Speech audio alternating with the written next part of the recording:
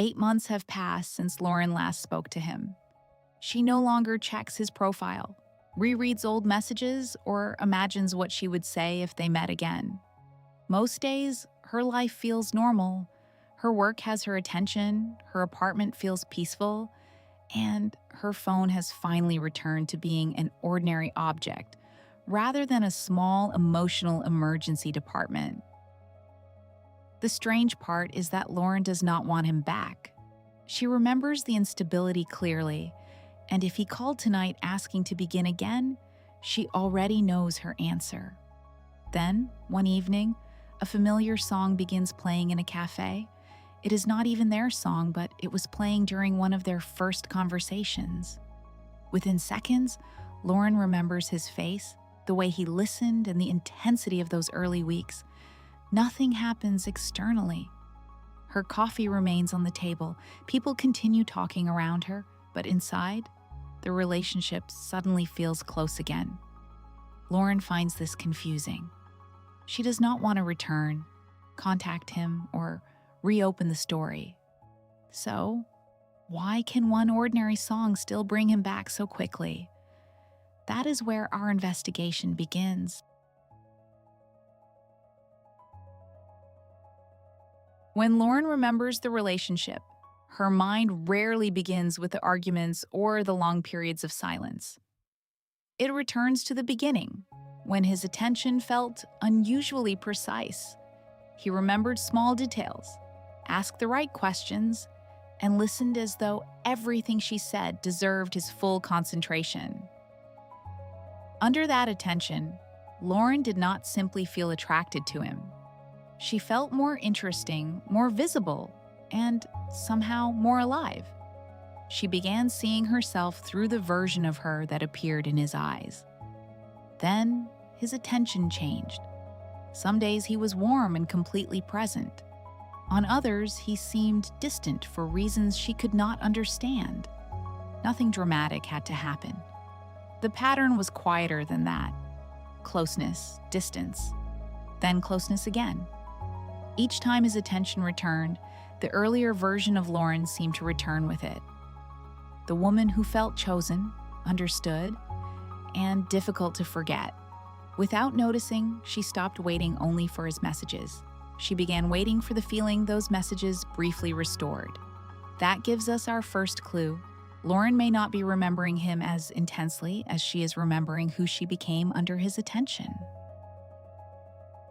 What made his attention so powerful was not only how good it felt. It was that Lauren could never predict when it would return. After several distant days, one warm message could suddenly bring back the version of the relationship she remembered from the beginning. He would become attentive again, ask how she was feeling, or refer to a detail she had mentioned weeks earlier. For a few hours, Lauren felt visible, interesting, and chosen again. Then, the warmth would fade, often without any clear explanation. She would replay the last conversation, examine her own words, and quietly search for whatever she might have done differently. Her phone gradually stopped being a communication device and became a small emotional weather station.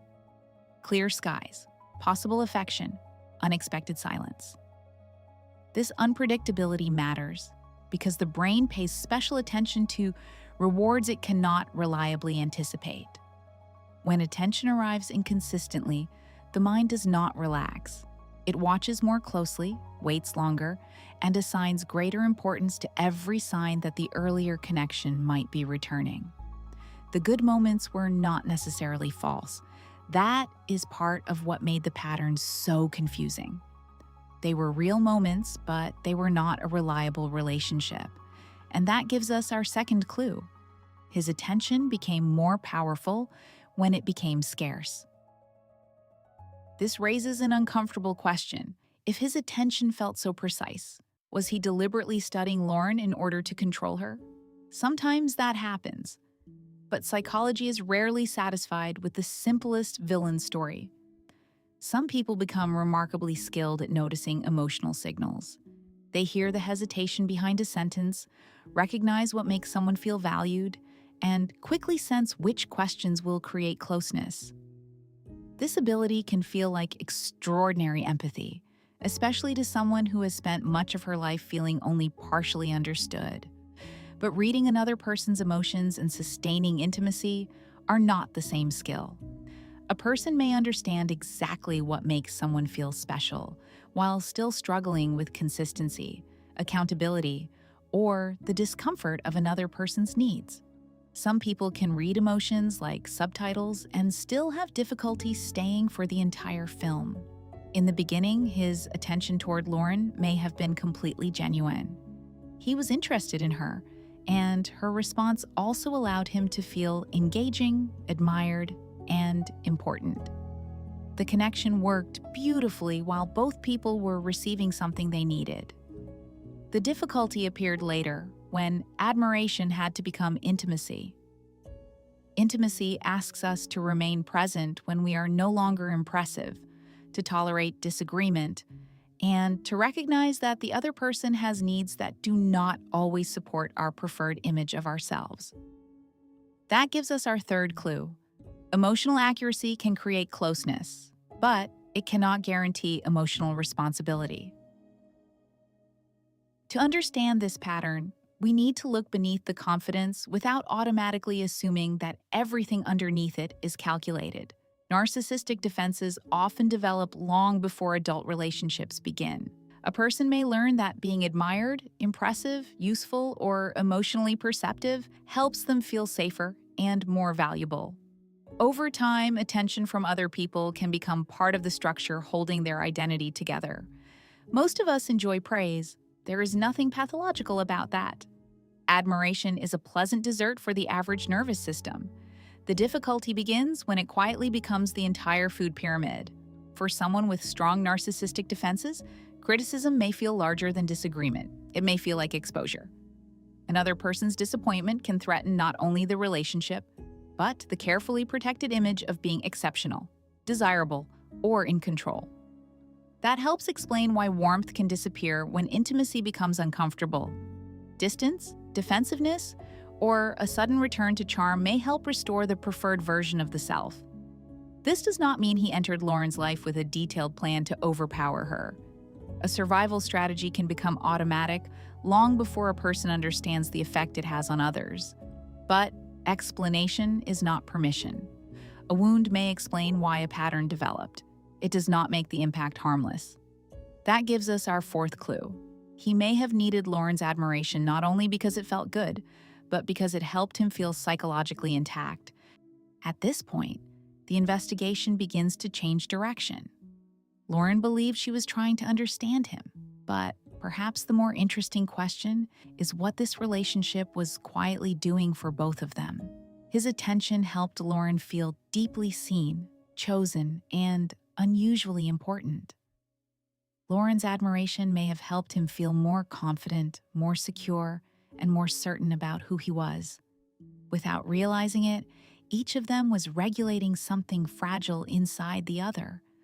That doesn't mean the relationship was fake. It means it was doing more than bringing two people together.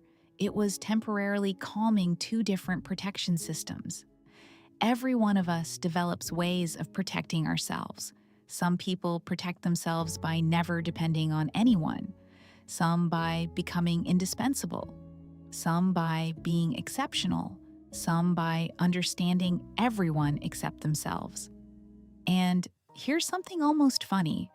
Sometimes our defenses meet each other before our personalities even get a chance. When that happens, relief can feel remarkably similar to compatibility. Lauren wasn't only afraid of losing him, she was afraid of losing the version of herself that seemed to exist whenever his attention returned. And perhaps his attention wasn't only about Lauren. It may also have helped him feel more secure in the version of himself he wanted to be. That gives us our final clue. Sometimes a relationship feels unforgettable. Not because two people completed each other, but because, for a while, they quietly protected each other's deepest fears.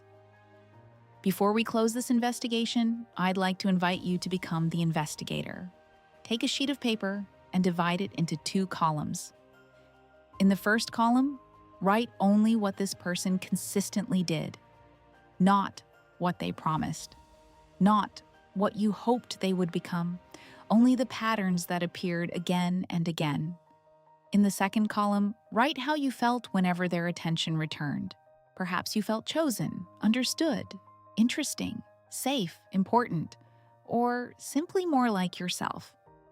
Now look at both columns together and ask one quiet question. Am I missing this person? Or am I missing the version of myself that appeared in their attention? You don't have to answer today. You don't have to change anything. Just collect the evidence, because every good investigation begins there. So, what did we discover? Perhaps this relationship felt unforgettable, not because it was perfect, but because it temporarily protected something both people were quietly trying to protect inside themselves. Lauren wasn't only trying to hold on to him, she was trying to hold on to the version of herself that appeared under his attention. And that's an important difference, because if that version of you existed once, it doesn't belong to another person. It belongs to you. Before we close this case, I'd like to leave you with one quiet question. What part of yourself have you been trying to recover through someone else? You don't have to answer today, just stay curious. Sometimes curiosity heals more gently than certainty. If you'd like to continue this investigation, I created a free 20-minute relationship investigation workbook. It will help you uncover the emotional pattern behind one real relationship in your own life, step by step, using the same investigation process we used in this video. You can download it using the link below. Thank you for spending this time with me. Take gentle care of yourself, and I'll see you in the next investigation.